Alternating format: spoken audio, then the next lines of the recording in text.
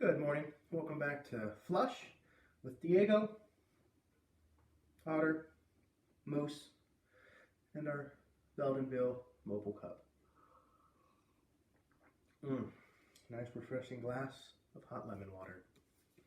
All right, where did we leave off? It's interesting. I feel like we just started the book and we're halfway through.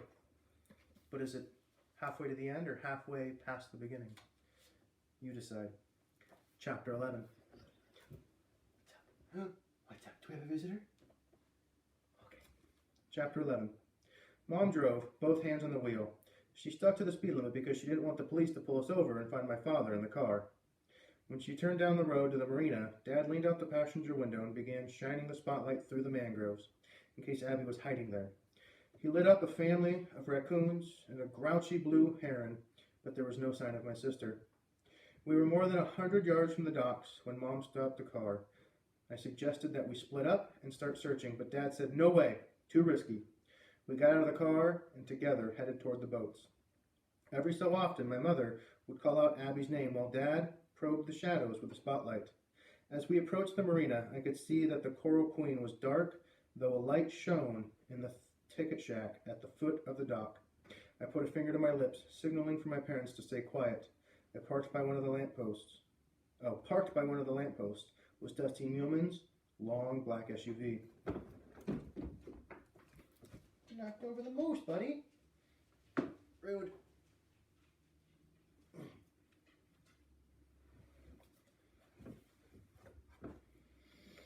We huddled in the shadow of the broken sewage tank. Dad had snatched a rusty gaff from the dock box near one of the charter boats, and I could tell by the sound of his breathing that he was agitated and pumped up. Mom, however, remained calm. Dad said, "You two stay here. I'll scope it out." "You'll do no such thing," my mother told him. "Tonight, we're a team." Dad started to argue, but then he stopped and cocked his head to listen. I heard it too. A man's laughter coming from the inside of the ticket office. "What if he's got Abby?" I whispered anxiously. "Then we'll politely ask him to give her back," Mom said. If that doesn't work, we'll try something else. Come on." My mother only weighs 110 pounds, but she doesn't think small. She walked up to the shack and rapped on the door and didn't wait for it to be opened. She just barged in. Dad and I were right behind her. "Why, look who's here," said Dusty Muleman, hanging up the phone. He was sitting under a bare light bulb at a wobbly card table. Piled in front of him were stacks of cash and a tally sheet from the gambling boat. Mom said, "Dusty, I apologize for the interruption, but this is very important." "No problem, Donna." He looked highly amused by the sight of us. "Have you seen Abby tonight?" my mother asked. "Abby? What should she be doing hanging around this place?" Dusty scoffed. Dad started edging forward with the tarpon gaff, which wasn't good. "She went looking for pilchards," I piped up. Sometimes the boat basins were loaded with little fish, which Dusty Muleman knew for a fact. We were supposed to go fishing tomorrow, and she decided to catch her own bait. Dusty didn't fall for my story. "Abby ain't much bigger than a pilchard herself. I'd sure like to see how she'd throw a net," he said. "What's she doing out so late anyway? Most little girls would have tucked in Betty by a long time ago." "Have you seen her?" Mom asked again. "We're getting worried." "Nope." Dusty was wearing a baggy fruit-colored shirt that was decorated with palm trees. Fortunately, he would have gagged. He had a cigar that wasn't lit, and fortunately it wasn't lit because we would have gagged otherwise on the smoke in that little closet-sized room. "Let me check with Luno," he said, and spoke gruffly in a walkie-talkie. Then he looked up and addressed my father. "Payne, I'm a little surprised to see you out and about. Sheriff told me you were under house arrest." "I was," Dad said, "until my daughter went missing." His jaw was set, his shoulders were bunched, and he was wound up as tight as a spring. And I thought that at any second he might pounce on Dusty Muleman, who was smaller and flabbier than my dad. Mom must have been thinking the same thing, because she snatched the sharp gaff from my father's hand and carefully placed it upright in a corner. "Dusty, listen," she said. "Payne's got something he wants to say." "I do?" Dad said. "Yes, you do. Remember?" my mother replied pointedly. "You wanted to apologize for what happened to the Coral Queen." I burst out coughing like I was having a seizure. I couldn't help it. "Apologize?" my father said numbly. "Yes, Payne. We had this discussion the other night." Mom's tone was pleasant but determined. "You and Dusty have known each other too long to let this kind of situation get out of control." Donna's right, Dusty said. All those years we fished out Ted's, we never had a problem. Dad was steaming, but there wasn't much he could do.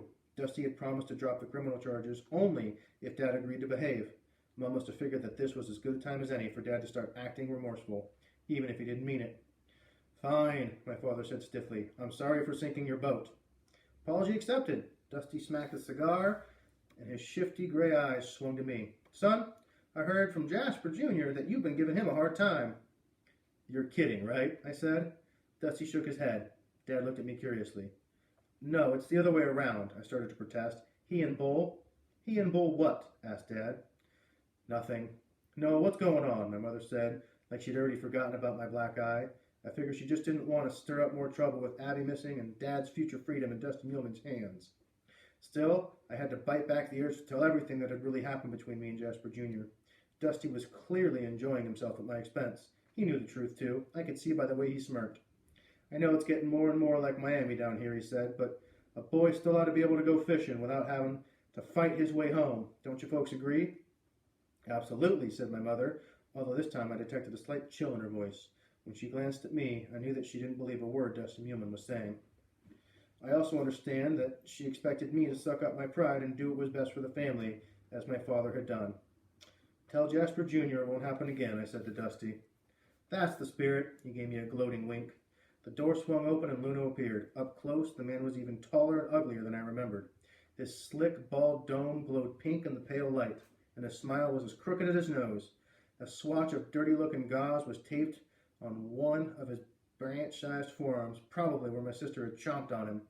In one hand he carried a walkie-talkie like Dusty's, and the other was a half-empty bottle of beer. What's up, Chief? He said to Dusty. You seen a young girl hanging around the docks tonight? Girl?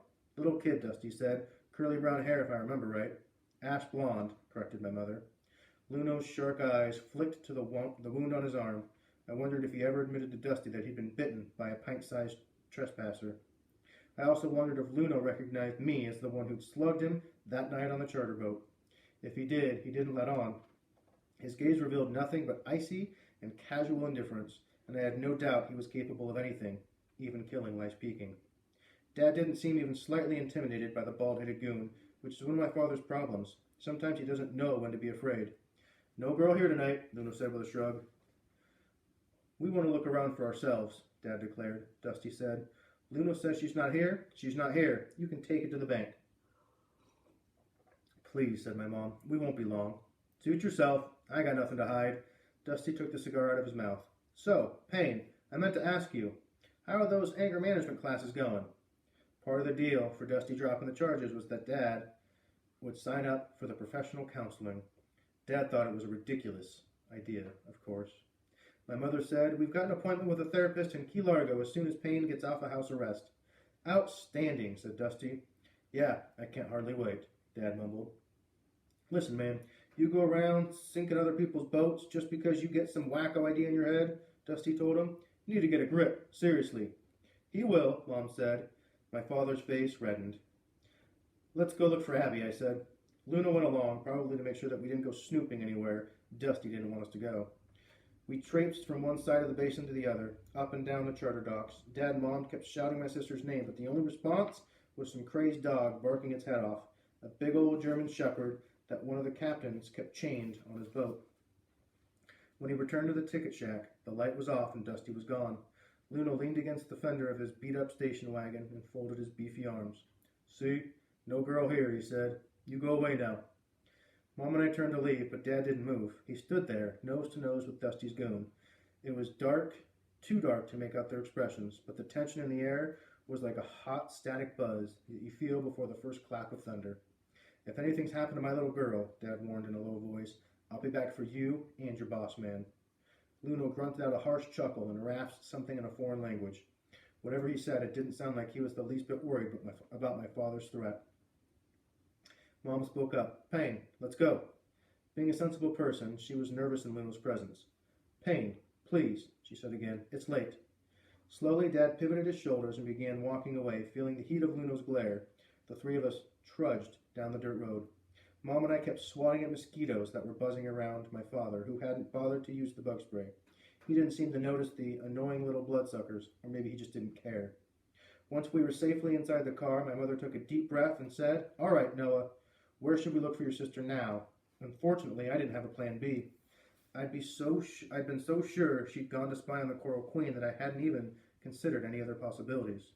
"Let's just drive," Dad said glumly, fiddling with the switch on the spotlight. The glow from the dashboard lit up his face, and it appeared to be covered with odd black freckles. But then I realized that the freckles weren't actually freckles at all. It was more mosquitoes, too gorged with blood to fly away. "Maybe Abby went home already," I said hopefully. "She's probably already back in bed, sleeping like a dog." Mom nodded. "Yeah, that's where she should go next. We'll go there too. She'll worry if she sees my car is gone." "And what if she's not there? What then?" Dad asked. "Then we call the police, Payne," my mother said with a hitch of anger. There wasn't much to discuss after that. Mom drove slowly up the dirt road, away from the marina, and Dad couldn't get the spotlight working, so he started cussing and pounding on it with the heel of his hand. Finally, he just gave up and flipped on the radio. My mother had to make a wide turn onto the old highway to avoid hitting a possum. She stepped on the gas and rolled down the windows to blow out the bugs. Dad was sunk down in the passenger seat, his head bowed. Mom was humming some old Beatles song, trying to act as if she wasn't all worried, but I knew better. She was doing 52 in a 30-mile-per-hour zone, which for her was some kind of speed record. We'd gone maybe a mile or two when I spotted a flash of something in the distance along the side of the road, something larger than the usual Keys critters. "Mom, slow down," I said. "What?" My father looked up. "Donna, stop!" he exclaimed. "Oh, for heaven's sake," my mom said, and then hit the brakes. Together we broke out laughing, all three of us in pure relief. There in the headlights stood my little sister. She was wearing her backpack, her white Nikes with the orange reflectors on the heels, and hanging from a shoulder strap, our video camera. Her skinny bare legs glistened with insect repellent. As always, Abby was well prepared. She grinned and stuck out a thumb. "How about a ride?" she called out. Wow, very interesting characters in this book. Dusty Muleman and his thug definitely seem like some pretty bad characters. I like Noah and his family, even though his dad's got a bit of a control problem and an anger problem. They mean well. So, let's see what happens next time. We'll see you then.